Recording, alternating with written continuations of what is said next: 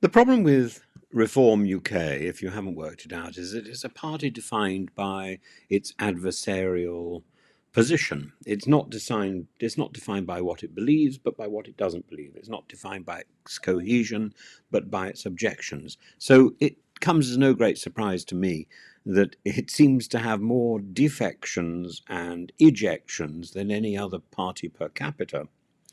And not only in the Westminster manifestation, but around the country. So many resignations, so many people dropping out. It's not a party.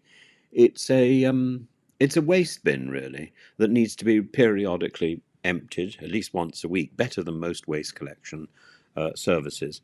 And a political party built around objections, negatives, and grievance. And Reform UK offers, I think, an unusually clear case study of what that means. It's a party that claims to speak for the fed up, the angry, the betrayed, and that's how it continues to function. Fed up, angry, betrayed. Anger is not a policy. Complaint is not governance.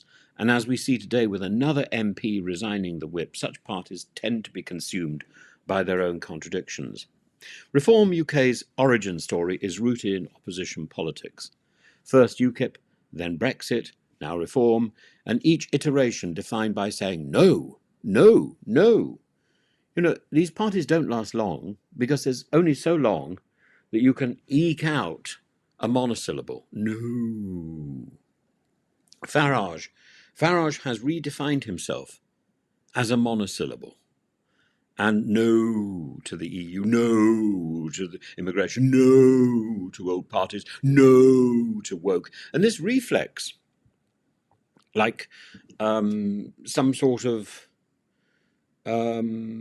elliptical flatulence, has electoral appeal up to a point, as long as you've got ventilation, but it breeds a politics that is brilliant at blowing raspberries, at blowing things up, and hopeless at building anything that lasts. When a party exists to oppose, it inevitably turns inwards. Fault-finding becomes a habit. Disloyalty is punished. Suspicion thrives. Members fall out, one after the other. It's like underpants without proper elastic.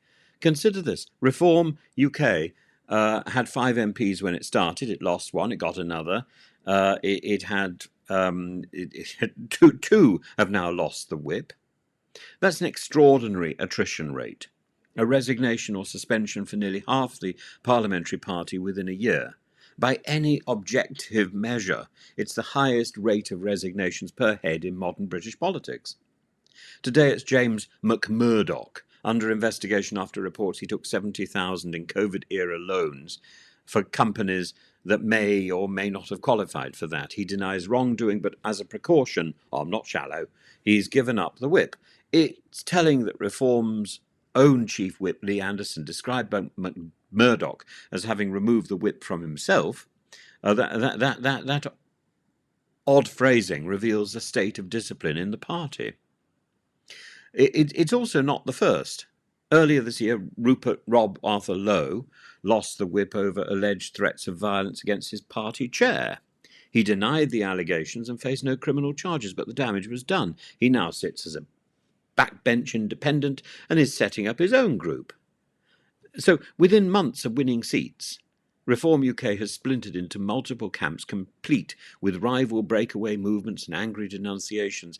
And much of this stems from Farage himself. He's a consummate campaigner, charismatic, irreverent, brilliant at framing a grievance, but leadership that trades in insult and conspiracy often finds itself unable to sustain loyalty. Who would be loyalty to somebody who's always looking for damage and for fault? Farage is fond of describing himself as the last chance, I'm not shallow, for Britain. He has said openly he hopes 25% of the country hate him. This style is potent for rallying the disaffected, but it's a dreadful way to manage a party that must hold together under scrutiny. What is the unifying vision of Reform UK, except loyalty to Farage, beyond opposition to immigration, hostility to net zero, and fury at the establishment? What does it want to build? And when it becomes the establishment, if it becomes the establishment, will it continue to define itself as fury at the establishment? Its own candidates often struggle to say what they believe. This is the hazard of defining yourself purely in the negative. The moment you must work out trade-offs, make choices, or govern, the cracks appear. I think there's only one person who's successfully defined in the negative, and that's God. Id quo nihil maius cogitare potest. And that doesn't work, so Aquinas believed. This is not unique to reform. History is full of movements that triumphed on slogans of rejection but fell to pieces trying to build. The problem is structural. A party whose core ideology is grievance will always grieve, will always need new enemies. And when it runs out of external targets, it will turn on itself. Suspensions, defections, purges follow. James McMurdoch's resignation is not an isolated scandal, but a symptom of the whole. For a party that won 5 seats, 2 lost MPs is catastrophic.